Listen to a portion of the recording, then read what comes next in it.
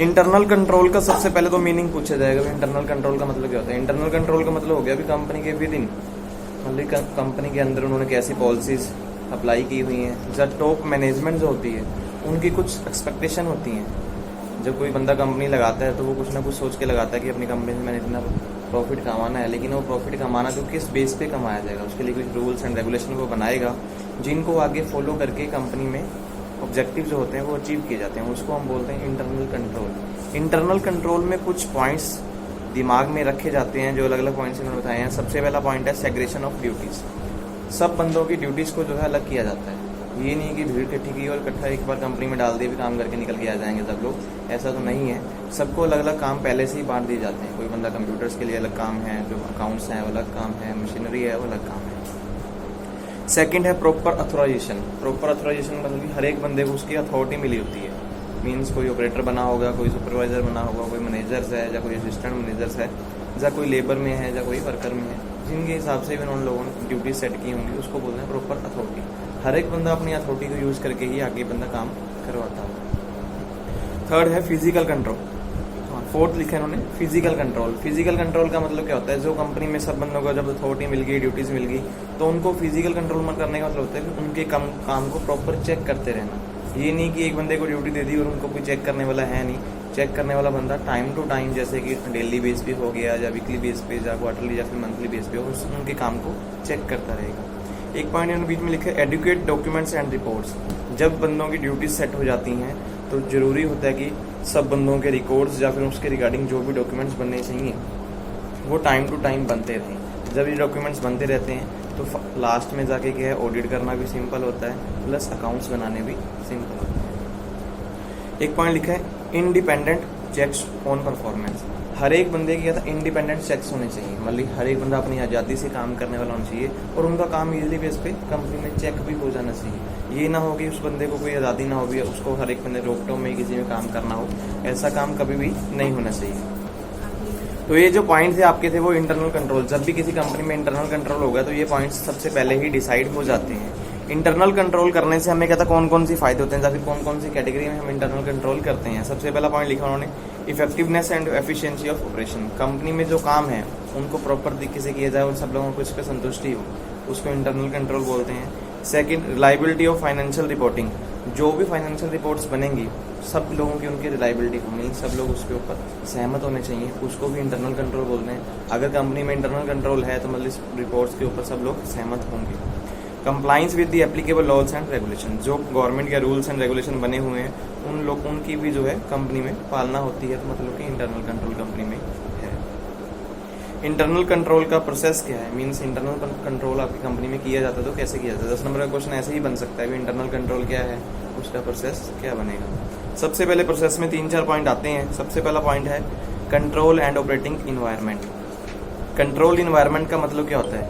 Company में जो भी एक्टिविटीज़ हैं उनके ऊपर हर एक बंदे का कंट्रोल होता है। मतलब मैंने पहले ही एग्जांपल दी थी भी, सब लोगों को इकट्ठा करके कंपनी में नहीं छोड़ा जाता।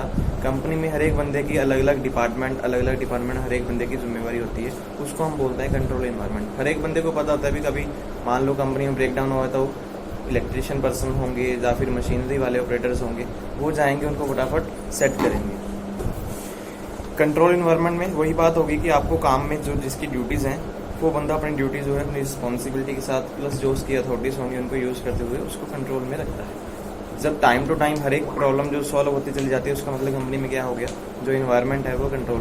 कंपनी का इन्वायरमेंट का मतलब ये नहीं होता कि कंपनी में जो उन्होंने वातावरण बना के रखा है तो उसको वो सेट कर लेंगे। उनका मतलब होता है जो कंपनी में काम है वो as per rules and regulation ही होते चले जा रहे हैं। हमेशा उसमें ये सेट किया जाता है कि हु इज़ रिस्पॉन्सिबल, कौन किस काम के लिए जिम्मेवार है, तभी कोई कंपनी में कंट्रोल इन्वायरमेंट हो सकता है। मैं बोलूँ कि मशीन ब्रेकडाउन हो गई है तो मशीन सेट करने की जिम्मेवारी किसी वर्कर या मैनेजर की नहीं होती, तो वो जो बंदे मैकेनिक बैठे होंगे उनकी जिम्मेवारी। तो टाइम टू टाइम हर एक बंदा कंपनी में अवेलेबल होता है, तो अवेलेबिलिटी में ही रिस्पॉन्सिबिलिटी सेट होती है।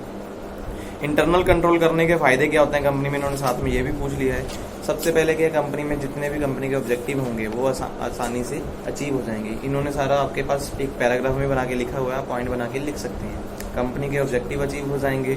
कंपनी में जितने भी फ्रॉड होंगे वो भी डिटेक्ट हो जाएंगे। कोई बंदा फ्रॉड कर रहा है, मिस रिप्रेजेंटेशन कर रहा है, तो उसको फाइंड ईजिली बेस पे कर लिया जाएगा। जब इन फ्रॉड डिटेक्शन की बात करते हैं तो इंटरनल कंट्रोल में सबसे पहले उन्होंने ये भी बात की है कि कंप्यूटराइज इन्वायरमेंट होना भी ज़रूरी है। कंपनी में कंप्यूटराइज इन्वायरमेंट का मतलब कि जो भी चीज़ें काम हो रहे होंगे उनको कंप्यूटराइज रिकॉर्ड किया जाता है। पहले क्या था, बुक्स लिखते थे हर एक चीज़ के लिए, कोई भी डाटा बन रहा है बुक्स लिखो, लिखते चले जाओ, बुक्स के बुक्स संभालते चले जाओ। साल के लास्ट में क्या होता था, जब फाइनेंशियल स्टेटमेंट बनानी है तो एक एक दो दो रूम ही लगे होते थे बुक्स के लिए पहले। अभी भी कुछ कंपनीज हैं जिनमें ऐसा ही काम चलता है। वो बंदा अगर मान लो 5 महीने वाली पुरानी फाइल निकालनी है, पहले वो बंदा फाइलों के अंदर घुसता था। कई बार तो ये नहीं पता लगता ऊपर से फाइल टेगी तो अंदर बंदा मरमरा ना जाए, ऐसा भी काम हो जाता था। इतनी बुक्स इकट्ठी भी हो जाती थी। तो आज के टाइम में क्या है, कंप्यूटराइज सिस्टम है। कंप्यूटर सिस्टम में जो आज का डाटा हुआ कंप्यूटर में एंट्री होगी, जब भी जरूरत पड़ती है उस डाटा को निकाल लिया जाता है। तो ये भी इंटरनल कंट्रोल में हमारा फ़ायदेमंद है कंप्यूटर सिस्टम। इससे क्या है, परफॉर्मेंस लेवल इजीली बेस पे चेक हो जाता है। किसी बंदे की परफॉर्मेंस क्या होगी, जब डेली बेस पे रिकॉर्ड हम चेक कर रहे हैं तो परफॉर्मेंस इजी बेस पे देख लोगे। कंपनी में कोई भी पॉलिसी आपने लगानी है वो इजीली बेस पे डिवॉल्व हो जाएंगी। मींस जैसे कोई डिसीजन लेना है, मान लो कंपनी को लगता है कि हमें लॉस में जा रहे हैं तो इजीली बेस पे कोई न्यू पॉलिसी अडॉप्ट कर लेंगे। अनअथॉराइज अमेंडमेंट जो कंपनी में चलती हैं वो भी खत्म हो जाती हैं। मान लो जब कंप्यूटर सिस्टम में सबका रिकॉर्ड्स आता चला जाएगा, कोई बंदा अपने हिसाब से कुछ भी अमेंडमेंट करे जा रहा है या कुछ भी चेंजेस करे जा रहे हैं विदाउट अथॉरिटी, तो वो भी दूर हो जाएगा।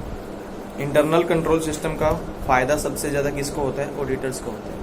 ऑडिटिंग वाली बुक पढ़ रहे हैं तो इसमें हम सबसे ज़्यादा फायदा ऑडिटर का ही होने, क्योंकि अगर कंपनी में इंटरनल कंट्रोल सिस्टम प्रॉपर तरीके से चल रहा है तो उनको ऑडिट करने में भी किसी प्रकार की कोई प्रॉब्लम नहीं आती है। इंटरनल कंट्रोल की प्रोसेस में जो सेकंड पॉइंट आपके पास आता है वो है रिस्क असेसमेंट। रिस्क असेसमेंट का मतलब क्या होता है, कंपनी में जितने भी रिस्क होते हैं उनकी असेसमेंट टाइम टू टाइम करते चले जाएं। कंपनी में रिस्क 2-3 प्रकार के आ सकते हैं, जैसे कि हम माने बिजनेस रिस्क। ये आपकी बुक में नहीं होगा लेकिन मैंने वो पॉइंट के हिसाब से उसको डिफाइन कर रहा हूँ, ठीक है। तो आप लिख सकते हैं अगर आपको प्रोसेस में आएगा। रिस्क असेसमेंट होगा कि आपकी कंपनी में जो बिजनेस रिस्क हो गया, सबसे पहले बिजनेस रिस्क का मतलब क्या होगा, कंपनी का बिजनेस चलते चलते डाउन होने चला, मान लो कोई भी उसकी प्रॉब्लम हो सकती है, जीएसटी लगा या नोटबंदी हुई या जैसे अभी लॉकडाउन हुआ, कोरोना वायरस आया, तो उसकी वजह से मान लो रिस्क क्या है, कंपनी के बिजनेस रिस्क तो डाउन हो ही रहा है। उस टाइम पे हमने बिजनेस को आगे कैसे लेके जाना। अगर कंपनी में पहले से इंटरनल कंट्रोल सिस्टम चल रहा था तो रिस्क का असेसमेंट पहले से ही लगाया जा सकता है कि हमें कितना लॉस हुआ।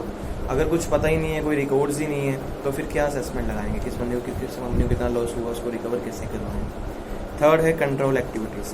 जब इंटरनल प्रोसेस की बात करते हैं तो कंट्रोल एक्टिविटीज़ के बारे में भी बताते हैं। ये पॉइंट सेकंड वाले से मिलता जुलता ही है। जब आप रिस्क को कैलकुलेट कर लेते हैं तो उस रिस्क को कैसे दूर करना है उसको हम बोलते हैं कंट्रोल एक्टिविटीज़। मान लीजिए हमारी क्लास में 5 बच्चे रेगुलर आते हैं, एक बच्चा एक दिन आता है, दूसरा बंदा नहीं आता, उसको हम कैसे कंट्रोल कर सकते हैं।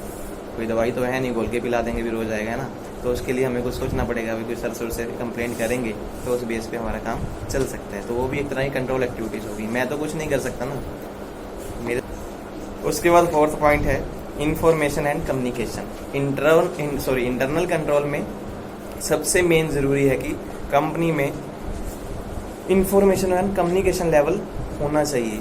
जितनी ज़्यादा बातें कंपनी में होंगी उतना ज़्यादा इंटरनल कंट्रोल होगा। अगर हर एक बंदा अपने ही माइंड में काम करता चला जाएगा, किसी से बातचीत नहीं करेगा, तो वो क्या होगा, कभी भी इंटरनल कंट्रोल नहीं होगा। कभी कभी चुप रहने वाला बंदा बहुत तेज़ निकल जाता है ना, कुछ नुकसान बहुत ज़बरदस्त कर जाता है। तो उसके लिए ज़रूरी है भी कंपनी में बातें होना भी ज़रूरी है। बातें सिर्फ काम के रिलेटेड होना चाहिए। कल किसी की शादी पे जाना है या किसी के घर पे जाना है, वैसा कुछ नहीं होना चाहिए ना। तो ये भी होना ज़रूरी है। 5 पॉइंट है मॉनिटरिंग। मॉनिटरिंग का मतलब है कि सबके काम को टाइम टू टाइम चेक करना भी ज़रूरी है। जैसे कि हम बोल सकते हैं भी शॉर्ट टर्म ऑडिट भी बोल सकते हैं, हफ्ते बाद या डेली बेस पे या वीकली बेस पे। हफ्ता वीकली एक ही होता है, या फिर मंथली बेस पे आप उनके सबके काम को चेक करते रहें तो इंटरनल कंट्रोल जो है प्रॉपर तरीके से हो सकता है। ये था आपका 10 नंबर का क्वेश्चन जो आपको आ सकता है पेपर में। नेक्स्ट क्वेश्चन आपके पास है इंटरनल ऑडिटिंग। पहले था इंटरनल कंट्रोल, अभी क्वेश्चन आ रहा है इंटरनल ऑडिटिंग। ये क्वेश्चन तो मेन भी 2 नंबर में ही पूछा जाएगा, 10 नंबर में नहीं पूछ सकते। इंटरनल ऑडिटिंग का मतलब क्या हो गया, कंपनी के विदिन ही कोई सी बंदे की ड्यूटी लगा रखी होती है। मान लो हमारी कंपनी में अकाउंटेंट्स मेन एक हेड ऑफ डिपार्टमेंट अकाउंट्स में बैठा है, उसको हम HOD भी बोल सकते हैं आप अकाउंट्स का। उसके साथ ही कुछ बंदे काम कर रहे होते हैं अकाउंट्स में, उसको हम असिस्टेंट अकाउंटेंट जैसे बोल देते हैं। 5-6 बंदे जो अपना काम कर रहे हैं, जो हेड ऑफ डिपार्टमेंट होगा वो बंदा आपको काम के बारे में बताता चला जाएगा कौन सी एंट्री कैसे पास करनी है। सेम टाइम हमें नहीं पता होता कौन सी एंट्री कैसे पास करनी है, तो उस बंदे के पास जाके ही हम उसको चेक करेंगे। जब वो बंदा हमारे काम को चेक करता है तो उसको हम क्या बोलते हैं, इंटरनल ऑडिटिंग। हर एक डिपार्टमेंट में एक बंदा हेड ज़रूर होता है, वो काम को चेक करता रहेगा। जब उसको लगता है भी कहीं पे कोई प्रॉब्लम्स आ रही हैं तो उन प्रॉब्लम्स को दूर करता रहेगा। इस प्रोसेस को हम क्या बोलते हैं, इंटरनल ऑडिटिंग। मीन्स कंपनी में विद इन जब भी कुछ चेंजेस किए जाते हैं, जब नई पॉलिसीज अप्लाई की जाती हैं, उसको हम इंटरनल ऑडिटिंग बोलते हैं। जो भी प्रॉब्लम्स होते हैं उनको सॉल्व किया जाएगा। इन्होंने पॉइंट्स भी लिखे हैं, it relation to effectiveness and efficiency of operation. Means company के काम जो होंगे वो प्रॉपर तरीके से हों। सेकंड, रिलायबिलिटी होनी चाहिए, और प्लस इंटीग्रिटी ऑफ फाइनेंशियल। जितनी फाइनेंशियल रिपोर्ट्स बनेंगी या ऑपरेशनल इन्फॉर्मेशन होनी उसमें ऑनेस्टी होनी चाहिए, प्रॉपर ईमानदारी से वो रिपोर्ट्स बनी होनी चाहिए। सेफ गार्डिंग ऑफ एसेट्स, जो कंपनी की प्रॉपर जो बेस्ट रिसोर्सेज हैं, जैसे कि उनका सबसे पहले कैश है या लेबर्स या मशीन्स हैं, तो उनको प्रॉपर तरीके से यूज़ किया जाना चाहिए। सेफ गार्डिंग का मतलब उनको प्रॉपर तरीके से यूज़ करना। Compliance with rules and regulation and contracts, company जितने भी कॉन्ट्रैक्ट्स किए हैं या रूल्स एंड रेगुलेशन बने हैं उनको प्रॉपर तरीके से पालना किया जाना चाहिए। ये एक इंटरनल ऑडिटिंग का प्रोसेस है जो इसके साथ मिलते जुलते हैं। नेक्स्ट आपका 2 नंबर का क्वेश्चन है इंटरनल चेक। इंटरनल चेक का मतलब क्या हो गया, जो आपके मैनेजर्स या फिर सुपरवाइजर्स होंगे, जब वो आपका काम डेली बेस पे चेक करते चले जाते हैं, या फिर टाइम जैसे 8 घंटे की ड्यूटी, 8 घंटे की ड्यूटी में भी हमारे सर पे एक बंदा बिठा रखा होता है, वो लाइन में घूमता ही रहता है। उसका काम क्या होता है, भी ये बंदा काम है, वो बातें कम करनी है भाई, तो उसका मतलब क्या हो गया, वो इंटरनल चेक करना ही हो गया। आपके काम को रनिंग टाइम पे ही वो चेक करते चले जाएंगे, उसको हम इंटरनल चेक बोलते हैं, क्योंकि उसी टाइम पे जो प्रॉब्लम आती है उसी टाइम पे उनको सॉल्व कर दिया जाता है। फिर आपके पास है evaluation of internal control with special reference of the audit of public sector enterprise in India. मान लीजिए कहता स्पेशल रेफरेंस, किसी स्पेशल बेस पे आपकी कंपनी में ऑडिट होता है, तो उसका इंटरनल कंट्रोल में क्या फ़र्क पड़ता है, उससे क्या है, सबसे पहले कंपनी में ऑब्जेक्टिव एंड रेलिवेंस देखे जाते हैं। कंपनी के मेन ऑब्जेक्टिव क्या थे, उनको कैसे पूरा करना था, जहाँ कहीं गलत रास्ते पे चल रहे हैं तो उनको कैसे सही किया जाना है। ये इंटरनल कंट्रोल स्पेशल रेफरेंस पे ही होते हैं। मान लीजिए हमने स्पेशल कोई बंदा बुला लिया, कई बार ऐसे हुआ कि प्रॉब्लम बार बार रिपीट हो रही है। मान ली कोई प्रॉब्लम ज़्यादा न्यू आ गई जिसके बारे में कोई गैस लगाना मुश्किल है, एक प्रॉब्लम का हमने सोल्यूशन निकाला, हफ्ते बाद फिर दोबारा वही काम निकल के आ गया, तो उस टाइम पे क्या हम स्पेशल किसी बंदे को, जो स्पेशल बाहर से किसी ऑडिटर को बुलाएंगे तो वो चेक करेगा, उसको हम बोल सकते हैं इंटरनल कंट्रोल स्पेशल बेस पे। सबसे पहले वो देखता है कि कंपनी के ऑब्जेक्टिव क्या है और उनको कैसे वो अचीव करने के बारे में सोच रहे हैं। कोई बंदा ये सोचता है कि मैंने एक महीने में 5 लाख का प्रॉफिट कमाना है, तो वो 5 लाख कमाने के लिए थोड़ी भी किसी बंदे को मारने में लग जाएगा, या कुछ भी कैसे भी काम करेगा, किसी बंदे को ज़्यादा समय लूट के चला जाएगा, वो काम नहीं होना चाहिए। तो मीन्स कंपनी में भी वो रूल्स देखे जाते हैं, जो रूल्स अप्लाई किए गए क्या उनमें तो कोई कमी नहीं है, तो उन चीज़ों को वो सेट करते हैं। Second, increasing awareness in international context. Second point में वो हमेशा ये देखते हैं कि इंटरनल अवेयरनेस को बढ़ाते हैं। जितनी भी हमारी बाहर की ट्रांजैक्शंस हो रही होती हैं, मींस विद हमारी आउटसाइड ऑफ कंट्री, बाहर का मतलब ये नहीं होगा कि सिर्फ कंपनी के बाहर की ट्रांजैक्शन देखेंगे, कंपनी के बाहर तो सिर्फ लोकल में ही हो गया सेल। इंटरनेशनल की बात कर रहे हैं तो वो हो गया भाई, अगर मान लो कोई कंपनी एक्सपोर्ट्स का बिजनेस कर रही है तो उनकी वो सारी ट्रांजैक्शन चेक की जाएंगी, कितनी पेमेंट्स किस टाइम पे आ रही हैं, कौन सी कंट्री से पैसा जा रहा है। वो ज़्यादातर फ्रॉड इन्हीं चीज़ों में होते हैं, क्योंकि जब बड़े बड़े आपके कॉन्ट्रैक्ट होते हैं तो फ्रॉड भी वहीं से निकल के ही आते हैं। इन्होंने इसमें ये देखा है कि अगर इंटरनेशनल देखेंगे तो उसमें सबसे पहले मैन्युफैक्चरिंग, माइनिंग और प्रोसेसिंग देखेंगे, सप्लाइंग, रेंडरिंग सर्विसेज, कितनी सर्विसेज की आप सप्लाईज कर रहे हैं, या कौन सी सर्विसेज आपको मिल रही हैं। ट्रेडिंग बिजनेस कर रहे हैं, जो ट्रेडिंग बिजनेस में कौन सी सामान कहाँ से आया और कहाँ जा रहा है वो चेक किया जाएगा। बिजनेस ऑफ फाइनेंसिंग इन्वेस्टमेंट, आपका जो बिजनेस है आप पैसे कहाँ पर इन्वेस्ट किए, किस बेस पे इन्वेस्टमेंट किए हैं, उसका भी रीजन देखा जाएगा, तभी वो कंपनी में इंटरनल कंट्रोल हो सकता है। 2 डायमेंशन ऑफ इंटरनल कंट्रोल, जब भी कंपनी में इंटरनल कंट्रोल किया जाएगा 2 दिशा में किया जाएगा। सबसे पहले या फिर 2 लाइन बोल सकते हैं, 2 साइड्स में बोल सकते हैं। सबसे पहले एडमिनिस्ट्रेटिव कंट्रोल। एडमिनिस्ट्रेटिव मतलब जितना भी कंपनी में मैनेजमेंट लेवल होगा वो कंट्रोल करता है। मींस कौन से वर्कर रखने हैं, किनको ट्रेनिंग देनी है, कौन सा बंदा हटाना है या किसका प्रमोशन करना है, टाइम टू टाइम अवेयरनेस बढ़ाना, ये सारा काम होता है एडमिनिस्ट्रेटिव लेवल का। मींस कंपनी में जो एचआर डिपार्टमेंट बैठे होते हैं उनका काम होता है कि इसको टाइम टू टाइम चेक करते जाओ। आपने भी देखा ही होगा कंपनी में एचआर डिपार्टमेंट हर एक कंपनी में होता है। उनका काम क्या होगा, प्रमोशन, सेल बढ़ाना, या इंसेंटिव बढ़ा के देने या सैलरी बढ़ा के देनी, किसकी कितनी छुट्टियाँ काट के देनी, वो सारा काम इंटरनल कंट्रोल प्रोसेस का ही हो जाता है। सेकंड है आपका अकाउंटिंग कंट्रोल। अकाउंटिंग कंट्रोल का मतलब क्या, time to time entries pass करनी, किसी बंदे की जो ड्यूटी है उसके अकॉर्डिंग एंट्री पास होंगी। जो बंदा सेल में है तो वो सेल का देखेगा, जो परचेज में है परचेज का देखेगा, जो बैंक में है वो बैंक का देखेगा। एक बंदा काम दूसरे बंदे को सौंप के नहीं जा सकता। हाँ, मान लो छुट्टी पे जा रहा है, फिर वो चेंजेस हो जाएंगे। एक ही दिन की छुट्टी पे तो अगले दिन आके बंदा अपना काम खत्म ज़रूर करेगा। हाँ, बंदा कहीं दूर चला गया जिसका आना मुश्किल है, उसका भगवान मालिक हो सकता है, फिर उसका बाद में देखेंगे भी इंटरनल कंट्रोल कैसे। इन्होंने उसके बाद लिखा आपके पास स्कोप एंड रिव्यू। जब आप इंटरनल कंट्रोल करते हैं उसका स्कोप क्या है, मीन्स स्कोप का मतलब क्या होता है, हमारा उद्देश्य या फिर उसके हमें फ़ायदे क्या होंगे। इंटरनल कंट्रोल करने से हमारे सबसे पहले क्या हो सकता है, क्या क्या पॉइंट आप लिखेंगे, बोलिए। इन्होंने तो अलग अलग लिखे हैं। इंटरनल कंट्रोल सबसे पहले तो हम ये लिखेंगे रेगुलेशन ऑफ रूल्स एंड, ठीक है, जो हमारे रूल्स हैं उनको रेगुलेट किया जाता है, मीन्स जो गवर्नमेंट ने रूल किए हैं उनको अप्लाई किया जाता है। सेकंड हम चाहते हैं न्यू पॉलिसी अडॉप्ट करना। हम न्यू पॉलिसी भी अडॉप्ट कर सकते हैं। मान लो कंपनी में किसी प्रकार की कोई प्रॉब्लम्स आ रही हैं तो न्यू रूल्स ईजिली बेस पे अप्लाई हो जाएंगे। Easily achievement of company objective, company के जो ऑब्जेक्टिव हैं उनको ईजिली बेस पे अचीव किया जा सकता है। किसी भी चीज़ की डिटेल में वेरिफिकेशन भी हो सकती है। डिटेल में वेरिफिकेशन का मतलब क्या है, मान लो कहीं पे कोई प्रॉब्लम आ रही है तो वो वेरिफिकेशन ईजिली बेस पे पता लग जाए भाई एंट्री पास हुई तो किस बेस पे पास हुई, जब बंदा कोई लेके आया पैसे तो कैसे पैसे लेके आया। इंटरनल कंट्रोल से सबसे बड़ा फ़ायदा ये होता है कि इंटरनल फाइनेंशियल ऑडिट भी सिंपल बेस पे हो जाता है कि ऑडिटर को भी किसी प्रकार की कोई प्रॉब्लम्स क्रिएट नहीं होती। हमारे पास स्पेशल स्टडी की या इंगेजमेंट करने की ज़रूरत नहीं होती। हम क्या है कोई भी काम इजीली बेस पे कंप्लीट कर लेंगे। उसके बाद इन्होंने लिखे हैं आपके पास एडवांटेज। स्कोप और एडवांटेज एक ही चीज़ हो जाएंगी। जो स्कोप में पॉइंट हम लिखते हैं वही पॉइंट हम एडवांटेज में भी लिख लेंगे। अगर यहाँ पे कोई हमारे पास अलग से पॉइंट है तो वो मैं बता देता हूँ। एक ये लिखा है facility acquisition of an in depth knowledge. अगर आपको किसी चीज़ की डीप में जाके नॉलेज चाहिए तो आपको मिल जाएगी अगर कंपनी में इंटरनल कंट्रोल सिस्टम से बढ़िया चल रहा है। तो हम क्या उस चीज़ को आसानी से समझ भी सकते हैं। जो कंपनी में स्ट्रिक्टली ऑडिटर आएगा वो कंपनी की इफेक्टिवनेस को समझ के ही ऑडिट करके चला जाएगा। गवर्नमेंट को भी किसी प्रकार का कोई रिव्यू लेना है कंपनी के बारे में तो इजीली बेस पे, मीन्स हम ले सकते हैं। गवर्नमेंट को कोई इन्फॉर्मेशन चाहिए तो वो भी इजीली बेस पे यहाँ से ले सकते हैं।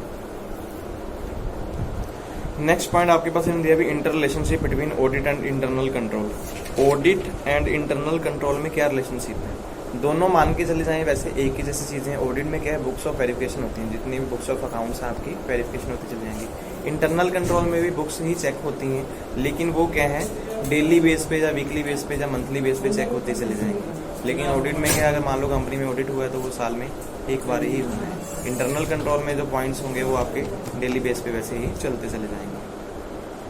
फिर है difference between control environment and control procedure. Control environment and control procedure में डिफरेंस क्या होगा, कोई पॉइंट बोल के बता सकता है आप में से कोई भाई? कंट्रोल इन्वायरमेंट का मतलब क्या होगा, जो कंपनी में इन्वायरमेंट बना हुआ है, मीन सबकी ड्यूटीज पहले से ही सेट हैं, सबको अपनी अपनी अथॉरिटी मिली हुई है और अपना काम प्रॉपर तरीके से चलते चले जा रहे हैं। कंट्रोल प्रोसीजर का मतलब क्या है, हम किसी से कोई काम स्टार्ट करवाना चाहते हैं या मान लो कोई रूल्स एंड रेगुलेशन बनाना चाहते हैं उसको बोलते हैं। मीन्स कोई भी काम हम फर्स्ट स्टेप पे स्टार्ट करना चाह रहे हैं तो उसको हम क्या बोलेंगे, procedure.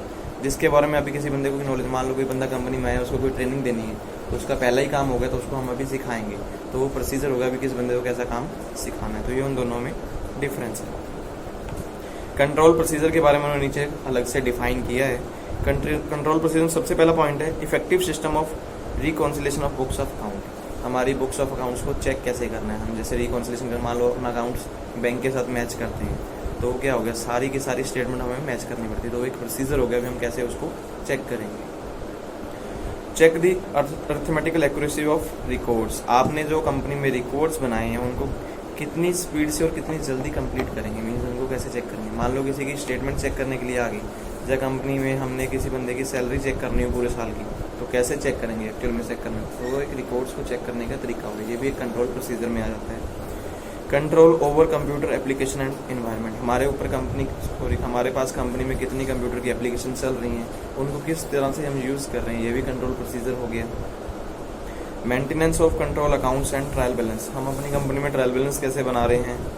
Approval and control of balance. हम किन चीज़ों को या किन पॉइंट्स को या किन ट्रांजैक्शन को अप्रूवल कर रहे हैं और उनका बैलेंस निकाल रहे हैं तो किस बेस पे बैलेंस निकाल के दे रहे हैं। Comparison of result, cash, security, inventory checks, accounting records. अपनी कंपनी में हम जो कैश का रिकॉर्ड्स हैं वो कैसे बना रहे हैं, कैश इन आउट हो गया, या फिर हमारे पास एसेट्स के लिए हमने कितना पैसा लगाया, ये एक प्रोसीजर होगा। मीन्स हर एक चीज़ जब आप कोई काम करने जा रहे हो तो उसको क्या कहते हैं, एक प्रोसीजर ही हो गया। अभी उसको कैसे चेक करोगे, ये सारे पॉइंट आपके पास वही तो हैं। किसी चीज़ की फिजिकल वेरिफिकेशन करना, चाहे वो इन्वेंट्री करनी है, चाहे किसी बंदों की फिजिकल वेरिफिकेशन करनी है, ठीक है।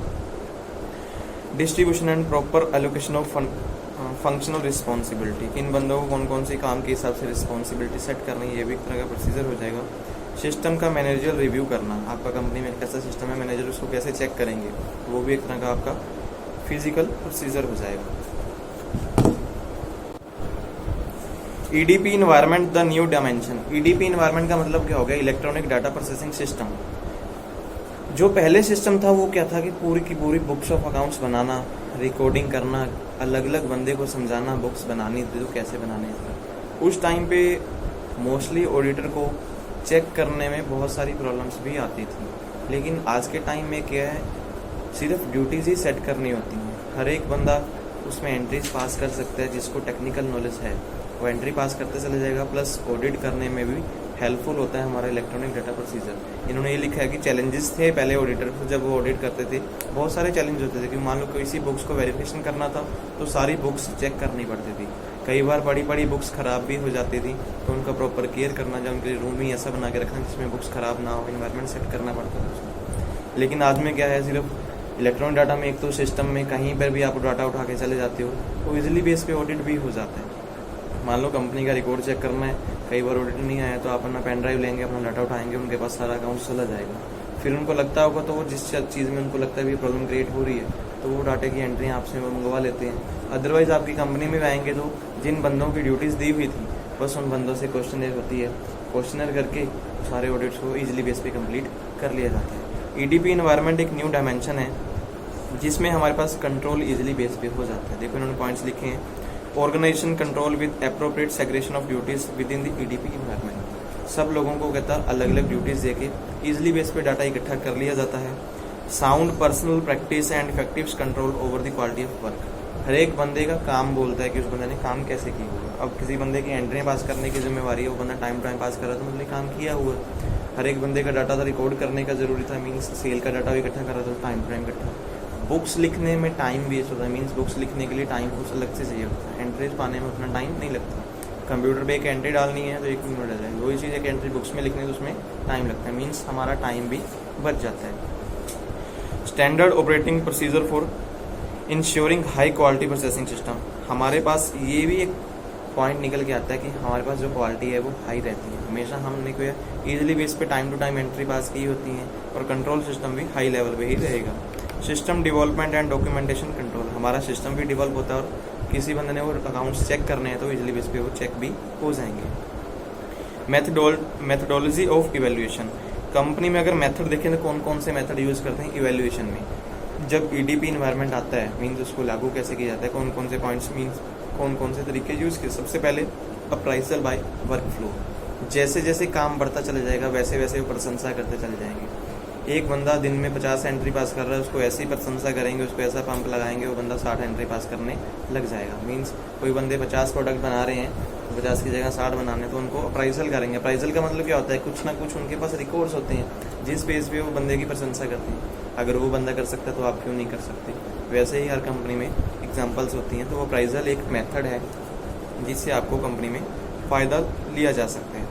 अप्राइजल बाय ड्यूटीज़, हर एक बंदे की ड्यूटीज़ के हिसाब से भी अप्राइजल की जाती है। मान लो किसी बंदे को प्रमोट कर दिया, पहले वो ऑपरेटर था, अभी उसको बोला कि आप असिस्टेंट सुपरवाइज़र बन जाओ, तो उस बंदे को क्या होगा, अप्राइजल मिल गई तो वो काम ज़्यादा करके देगा, तो वो फ़ायदा हमारा इलेक्ट्रॉनिक डाटा भी हमारा इजिली बेस पे निकल के आएगा। क्योंकि जिस बंदे को नॉलेज है उससे काम निकलवाना हो तो उसको थोड़ा सा आप प्रमोट कर देंगे तो वो फ़ायदा आपको ज़रूर देगा। Appraisal by questionnaire, some time क्या होता है, कई बार प्रॉब्लम निकल के आ रही है तो वहाँ पे किसी बंदे की प्रशंसा करनी होती है तो क्वेश्चनर के हिसाब से की जाती है। क्वेश्चन पूछे जाएंगे और क्वेश्चन के आंसर मांगे जाएंगे। जब वो आंसर बोलेगा तो उसका कुछ ना कुछ रिजल्ट अलग से दिया जाएगा जिससे थोड़ी सी हंसी भी आ जाए और उसका काम भी हो जाए।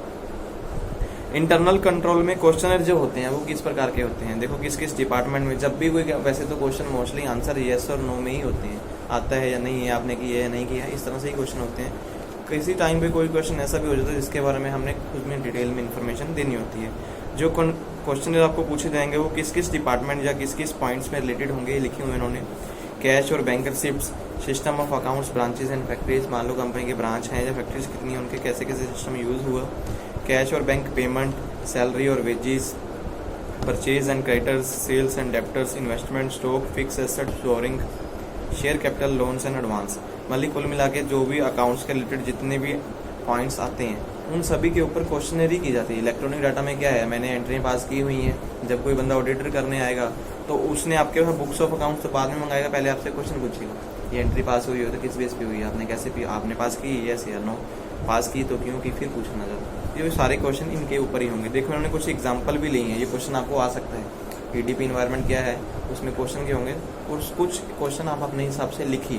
तो ये क्वेश्चन इसी हिसाब से, सबसे पहले क्वेश्चन उन्होंने पूछा, is an organization chart readily available, क्या कंपनी में डेली बेस पे जो चार्ट बनते हैं वो अवेलेबल है या नहीं है, मीन्स जो डाटा आप रिकॉर्ड कर रहे हो वो डाटा आपके पास संभाल के रखा है या नहीं रखा, उसमें आंसर येस और नो का ही देने वाला है। Second, does the organization chart show a clear definition, allocation of duties and responsibility of official and employees, company में जो चार्ट बने हुए हैं क्या है वो दिखा रहे हैं कि कंपनी में किस बंदे की क्या ड्यूटी है, क्या अथॉरिटी है और रिस्पॉन्सिबिलिटी क्या है, उसमें भी येस नो आंसर आने वाला है। Is the accounting records keep up to date, क्या जो अकाउंट्स के रिकॉर्ड्स हैं आपने अप टू डेट रखे हैं, सारी एंट्रियाँ पास की हैं या नहीं की हैं। Is a chart of account is use, क्या जो अकाउंट्स में भी चार्ट यूज होता है या नहीं होता, मीन्स अकाउंट्स में भी चार्ट होता है कि डेली बेस पे हमने जो काम करने हैं वो कंप्लीट करने ही करने होते हैं। Are control accounts kept in the journal ledger in respect of all transaction where the volume justified, क्या जो कंपनी में आपने जो लेजर्स बनाई हैं उसकी जर्नल वॉल्यूम मीन्स किस चीज़ को देख के आपने वो एंट्रियाँ पास की हुई हैं वो आपके पास रिकॉर्ड्स अवेलेबल हैं या नहीं है। Subsidiary records reconcile with the representative control accounts periodically, means time to time subsidiary books जो आपने बनाई हुई हैं उनको वेरिफिकेशन भी कर रहे हैं या नहीं कर रहे हैं टाइम में। एक कंपनी की जैसे मैंने बोला भी, जब आपके सन्ड्री डेब्टर हैं या क्रेडिटर्स हैं उनकी स्टेटमेंट्स हर महीने ही मंगवा लेते हैं कंपनी वाले को, पूरे साल में एक बार चेक करने की बजाय महीने महीने चेक करते चले जाओ, लास्ट में ऑटो मोड पे इतना टाइम खराब नहीं होगा। Are daily returns reports received from the branches, अलग अलग ब्रांचेस से डेली रिपोर्ट्स और जो एंट्रीज उन्होंने पास की हैं या रिटर्न उन्होंने फाइल की हैं वो आपके पास मिल रही हैं या नहीं मिल रही। Is there reconciliation of proof of collection and amounts bank, bank से कितना पैसा आया और बैंक से कितना पैसा गया वो रिकॉन्साइल हो रहा है या नहीं हो रहा। परचेजिंग सेंट्रलाइज इन दी परचेज डिपार्टमेंट, क्या कंपनी में परचेजिंग सेंट्रलाइज सिस्टम का वैसे क्वेश्चन तो आता है भी, कौन सी चीज़ें हमारी कंपनी में जो चीज़ें बंद हैं वो तो नहीं आ रही। सेंट्रलाइजेशन डिसेंट्रलाइजेशन एक क्वेश्चन आपका इकोनॉमिक्स में आएगा। इस सेंट्रलाइजेशन का मतलब यही होता है कि कौन सी चीज़ें कंपनी में जैसे अलाउ ही नहीं है, आप उन चीज़ों की परचेजिंग तो नहीं कर रहे विदाउट मीन, जैसे बोलते हैं परचेज ऑर्डर में जो चीज़ें बोलो वही चीज़ें आई, उसके अलावा तो कोई चीज़ नहीं आई।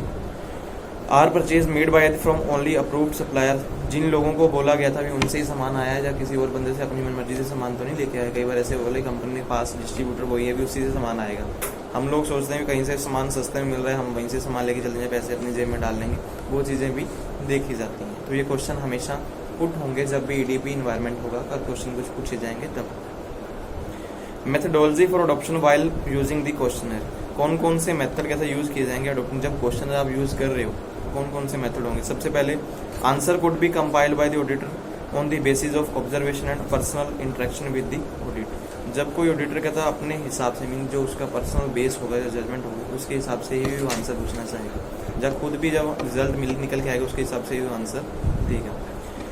Questionnaire may be given to the auditor who could be furnish answers on the separate sheets, जब ऑडिटर को कहता क्वेश्चन दिए जाएंगे हो सकता है कि वो अलग अलग शीट के ऊपर अलग अलग आंसर थे, क्योंकि जब कंपनी में ऑडिट करवाया जाता है तो कंपनी के बेस के ऊपर ही ऑडिट होता है। जब कंपनी बोलती है ऑडिट में हमें ये लगता है भी प्रॉब्लम्स आ रही हैं हमारी कंपनी में, आप ऑडिट करिए हमारा रिजल्ट निकाल के दे दिए, तो अपनी जजमेंट में अलग अलग शीट में ही आंसर दे सकता है।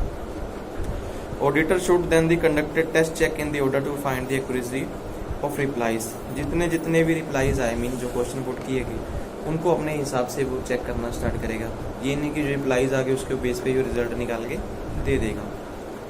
All negative answers are to be reviewed by the auditors, जितने भी नेगेटिव आंसर हुए हैं उन सभी चीज़ों को ही सिर्फ ऑडिट किया जाता है। जहाँ पे पॉजिटिविटी शो हो रही होती है बंदे में तो वो उनको चेक करते ही नहीं है, जो नेगेटिव बेस पे व्यवहार करके एज ए कंपनी में उस बंदे को ही दोबारा चेक किया जाता है। Light of the question auditor should formulate his audit plan, जब उसको लगता होगा कि कहीं पे जो क्वेश्चन है उसको पुट किए गए तो वहाँ पे वो अपना ऑडिट प्लान लगाएगा भी जो क्वेश्चन के आंसर जो उसको सही नहीं मिले। रिव्यू ऑफ क्वेश्चन, जितने क्वेश्चन उसने सेट किए एक बार उसको रिव्यू भी किया जाएगा। कई बार ऐसे होता है क्वेश्चन जो सेट किया गया सभी के आंसर बिल्कुल सही लग रहे हैं, तो एक बार फिर दोबारा से क्वेश्चन रीचेक की जाती है। क्वेश्चनर में अगर नए क्वेश्चन ऐड किए जाएँ जिससे क्या बंदा आंसर दे सके। कभी जो ने जैसे सीबीआई ने केस लगाया गया था, सीबीआई उस बंदे को बार बार बुलाते हैं, आज 8 घंटे पूछताछ चली, 8 घंटे पूछताछ करने के बाद वो बंदा घर चला जाता है शाम को, उसको की प्रॉब्लम होती है, अगले दिन फिर बुलाया जाता है। मतलब क्या होता है 8 घंटे को चेक करते हैं हमने जो जो पूछा उसको पता था, उसके अलावा कौन से नए क्वेश्चन बनाए थे, तो अगले दिन नए क्वेश्चन पूछे जाएंगे। दूसरे दिन नहीं पता, तीसरे दिन उसको जेल भेजना ही भेजना, ऐसे क्वेश्चन बनाए जाएंगे, वो काम करके देख चलते हैं। तो वही काम ऑडिट में भी ऐसा होता है। अगर मान लो किसी प्रकार की कोई प्रॉब्लम निकल के आ रही है तो आपको फाइंड करने के लिए क्वेश्चन होंगे। मैंने पहले बोला किसी कंपनी में रेट डलेगी, जैसे यहाँ पे गर्ग में भी हुआ था, वो बंदों को वही रखते हैं, जाने नहीं देते घर। जो डिपार्टमेंट के साथ रिलेटेड बंदे होते हैं उनके साथ वहीं रहे, खाना पानी वहीं मंगाते हैं, वो शाम को पैक वो भी वहीं लगाते हैं, सुबह फिर ऑडिट स्टार्ट कर देते हैं, तो जाने नहीं देते घर पे। सिर्फ ओनली गर्ल्स ही घर जाएंगी, जो फीमेल वर्कर होंगे उनको घर भेज देती हैं, भी जाइए, इन्होंने तो जाके खाना पीना ही अपना खाना वाना खाएंगे और सुबह आ जाएंगे, या फिर छुट्टियाँ ही कर देते हैं भी आप घर पे रहें। बाकी जो बंदे होते हैं ऑडिट 4-4, 5-5 दिन चलता है, वो क्वेश्चनर वहीं पर ही पुट करते हैं, उनके क्वेश्चन के हमें आंसर देने देते हैं। अगर आंसर प्रॉपर देते चले जाएंगे तो लास्ट में कम जुर्माना लगता है जो उन्होंने फाइंड किया होता है, क्योंकि कुछ ना कुछ फाइंड करके पहले ही आते हैं। नहीं कुछ मिलता तो 5-6 दिन परमानेंट ऑडिट चलेगा और बहुत तगड़ा जुर्माना लगा के जाते हैं। फिर मीन्स जुर्माना तो लगना ही होता है, अगर क्वेश्चनर सही देंगे, आंसर सही आ रहे तो कम जुर्माना लगेगा, नहीं तो काफ़ी ज़्यादा नुकसान करके ही जाते हैं जब भी आएंगे। जब भी ये ऑडिट किया जाए तो अलग अलग बेस पे, सबसे पहले system based audit. System based audit का मतलब जैसे हमारा सिस्टम अलाउ करेगा, मीन्स कंपनी ने बोला कि हमने इस डिपार्टमेंट का ऑडिट करना है तो वो उस डिपार्टमेंट का ऑडिट किया जाएगा। अगर बोला पूरी कंपनी का ऑडिट करना है तो पूरी कंपनी का ऑडिट होगा। सिस्टम कंट्रोल इवेल्यूशन, हमारी कंपनी में जब सिस्टम को बोला जाएगा तो उसका कंट्रोल सिस्टम भी इवेल्यूएट ज़रूर किया जाएगा कि हमारी कंपनी में काम जो है किस बेस पे चल रहे हैं। जब आप इंटरनल कंट्रोल कर रहे हो जहाँ पे उसके कुछ फ़ायदे नज़र आए थे तो कुछ नुकसान भी आ सकते हैं।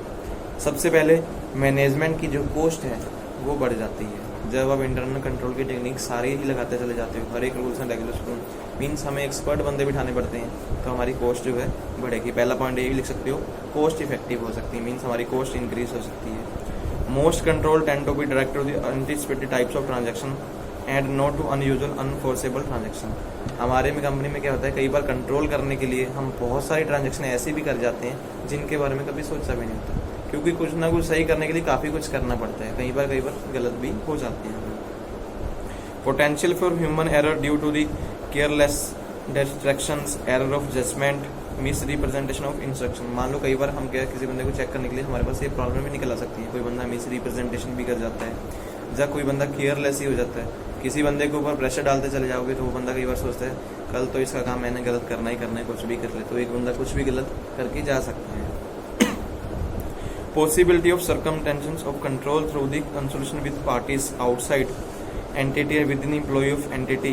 कई बार क्या है, हम कंपनी में पॉसिबिलिटी हो सकती है सेग्रेशन करने टाइम, मीन्स किसी बंदे की ड्यूटीज जिसको बतानी थी गलत भी बता सकते हैं, तो ये पॉसिबिलिटी भी निकल के आ सकती है, क्योंकि प्रोसीजर जब हैवी होता जाता है तो बर्डन ज़्यादा बढ़ता चला जाएगा। हम लिख सकते हैं बर्डन ऑफ वर्क भी ज़्यादा बढ़ जाता है, तो उस टाइम पे पॉसिबिलिटी होती है कि लॉस होने के ज़्यादा चांस होते हैं या फिर नुकसान होने के ज़्यादा चांस होंगे। Possibility that a person responsible for exercise control abuse that the response. कई बार ये भी होता है कि जिस बंदे की ड्यूटी थी वो बंदा अपनी रिस्पॉन्सिबिलिटी ही छोड़ के चला जाता है, मैंने नहीं काम करना है, तो उस टाइम पे भी कंट्रोल प्रोसेस में अपना नुकसान हो सकता है। Manipulation of transaction, estimate of judgement required in the preparation of the financial statement. जब आपके पास इंटरनल कंट्रोल कर रहे हो तो ट्रांजैक्शन सिस्टम क्या होगा, बहुत ज़्यादा बढ़ जाता है, तो आपका काम का बर्डन भी उतना ही बढ़ जाएगा। तो ये हमारे नुकसान हैं जब हम इंटरनल कंट्रोल करेंगे। मोस्टली इंटरनल कंट्रोल करने के तो कंपनी में फ़ायदे ही होते हैं। इन्होंने लिमिटेशन पूछी है तो 3-4 पॉइंट अपनी तरफ से जो हमें इनका कोई फ़ायदा नहीं होता लेकिन बताने तो होते हैं। लेकिन काम का बर्डन जो है ज़्यादा बढ़ जाता है, हमारा पेपर वर्क ज़्यादा बढ़ जाएगा, आप लिख सकते हैं पेपर वर्क इंक्रीज़ होगा, कॉस्ट ज़्यादा बढ़ जाती है, और इंटरनल कंट्रोल में क्या होता है पॉसिबिलिटी होती है कि थोड़ा बहुत लॉस भी होके आता है। तो ये था आपका इंटरनल कंट्रोल का टॉपिक जो हुआ खत्म।